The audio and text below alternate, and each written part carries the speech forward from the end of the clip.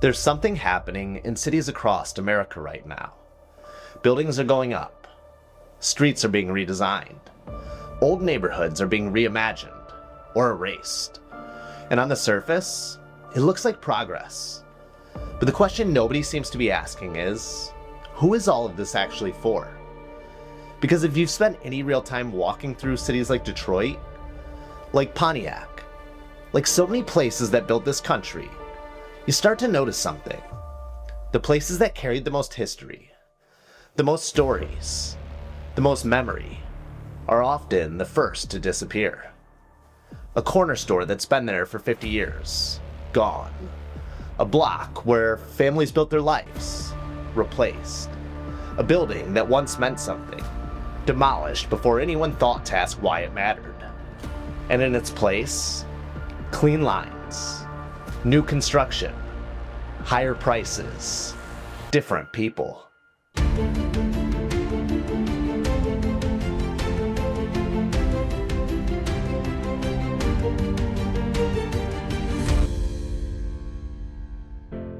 Now don't get this twisted. Cities need investment. They need growth. They need new life. But there's a difference between revitalization and replacement. Because when you replace a place, you don't just change the buildings. You change the story. And that's where things start to get complicated. Because for the people who remember what was there before, this doesn't always feel like progress. Sometimes it feels like being written out of your own history. You hear words like development, redevelopment, gentrification, but those words don't fully capture what's happening on the ground. Because this isn't just about real estate. It's about identity. It's about memory. It's about who gets to stay and who gets pushed out. And if you really want to understand a city, you can't just look at what's being built. You have to look at what's being lost. Because every city tells a story, not just through its skyline, but through its streets, its buildings, and the people who live their lives inside of them. And right now, that story is being rewritten. So the question becomes, as cities are rebuilt, are we preserving the story, or are we replacing it? Because if we're not careful, we won't just lose buildings. We'll lose the very thing that made these places worth saving in the first place. And to understand what's really at stake, we have to look at the memories tied to these places. The ones that don't show up in blueprints or development plans, but live in the people who were there. This isn't just another real estate platform. This is something different. A place where every property has a story. Search with ease, but discover more than just location and price. Every space comes with context, history, and identity. You don't just see a home, you understand it. Want to sell? Create a listing that stands out by telling what makes your place unique. Save, share, and connect with people who value more than just square footage.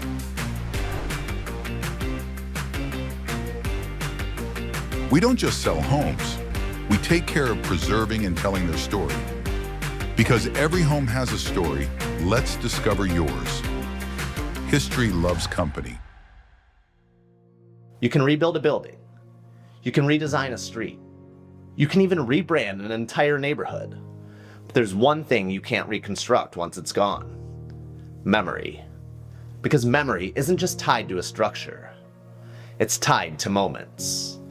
It's the sound of a screen door slamming in the summer. It's walking to the same corner store that your parents went to.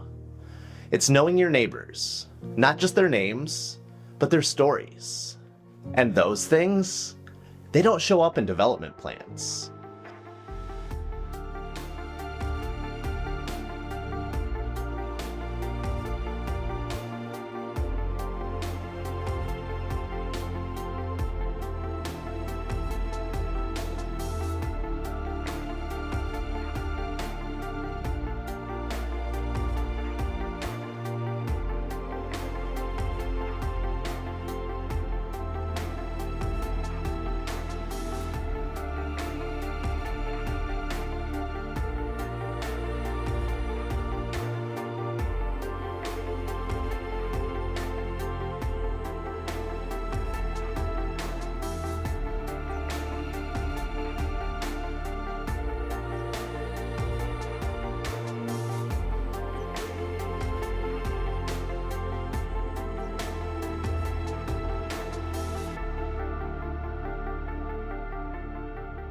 See, when people talk about redevelopment, they usually talk in numbers. Property values, tax revenue, investment dollars. But they almost never talk about what those numbers replace. Because behind every vacant lot was once a place where something happened. A first home, a family dinner, a small business that kept the lights on for decades. And when those places disappear, it's not just physical, it's personal. Take cities like Detroit. For decades, people stayed when others left. They held on to homes, blocks, and neighborhoods when there was no investment, when nobody else believed in the future of those places. And now, as development comes back, those same people are often the ones who can no longer afford to stay. That's the part that doesn't sit right. Because memory isn't just nostalgia. It's ownership. It's belonging. It's the right to say, I was here. This is part of my story. And when that gets taken away, you're not just losing a place, you're losing your connection to it. You can feel it when you walk certain streets. Something looks newer, cleaner, more developed, but it doesn't feel the same. Because the soul of a place isn't in the finishes or the design. It's in the people who lived there, and the memories that they left behind. And once those memories are disconnected from the place, you can't just rebuild them.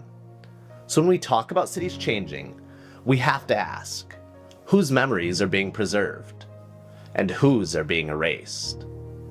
Because if development moves forward without honoring what came before, then what we're building might look better, but it won't mean the same thing.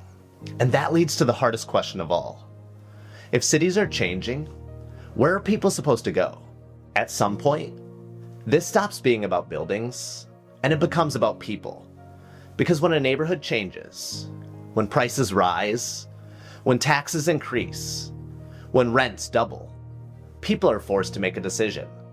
Not because they want to, but because they have to. And that decision is simple on the surface. Stay or go. But for a lot of people, staying isn't an option anymore. So they move.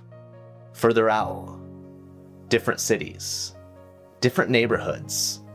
Places that might be more affordable, but aren't home. And that's the part that gets overlooked. Because when someone leaves a place they've known their entire life, they're not just relocating. They're being disconnected.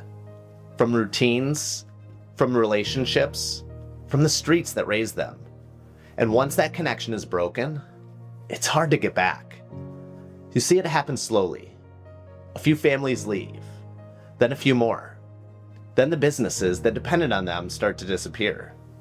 And before you know it, the entire identity of a place shifts. Not all at once, but piece by piece.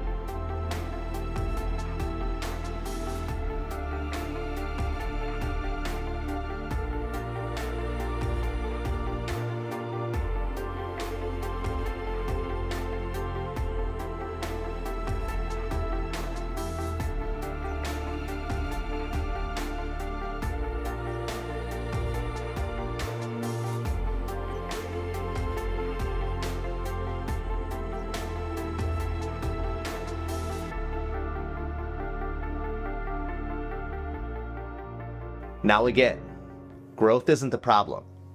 Cities need to evolve. But the question is, who gets to be a part of that evolution? Because if the people who built the identity of a place are no longer able to live there, then what are we really preserving? Are we saving the city? Or just redesigning it for someone else? And this is where things get real. Because the idea of moving isn't just about geography. It's about access. Access to opportunity, access to ownership, access to being part of what comes next. And if development only creates space for new people while pushing out the ones who are already there, then it's not growth. It's displacement.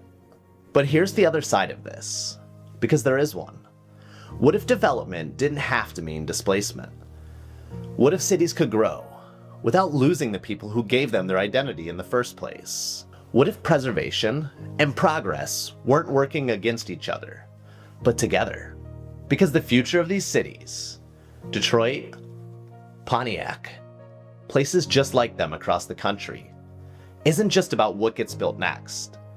It's about who gets to be there when it does. Because every city is being rebuilt right now. But the real story isn't the construction. It's the people deciding whether they still have a place in it.